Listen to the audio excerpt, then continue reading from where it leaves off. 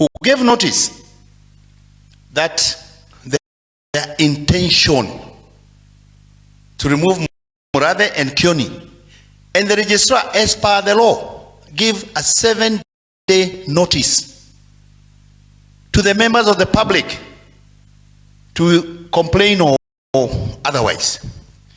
Even before the 7 days were over, she changed signatories to the Jubilee bank account. Those people went and stole 90 million shillings from the Jubilee account. Huyo Kanini Kega amenunua nyumba Malindi 45 million. Sijui hiyo ingine waligawana namna gani. We are in court on that one. The court has issued to the Equity Bank, wapatie Secretary General, wampatie account ya chama ya Jubilee. Because we went to court and we got a court order stopping them from interfering with the accounts of the party. Na hii pesa sio yetu, ni yenu na ni ya taxpayer. They claimed that they were paying staff, which the bank has a schedule of staff, and you can transfer the money internally.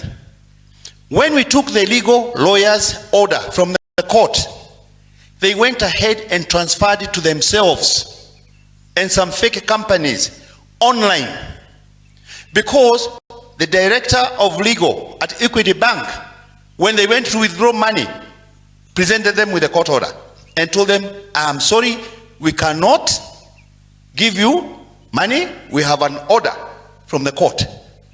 So they cleverly use online. Kwa sababu online hakuna mtu anaona. Mnajua hiyo? That is how they stole our money. And that case is coming up. Immediately we have the full statement from Equity Bank.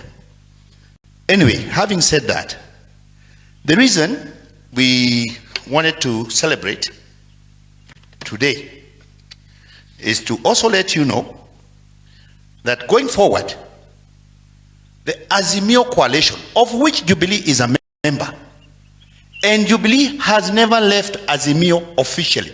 There are ways you get out of the coalition. You don't write love letters to the speaker or whoever. There is a mechanism, and it is the Secretary General and the NEC or the Governing Council. The same way we signed into Azimio is the same way we will get out of Azimio if ever we want to get out.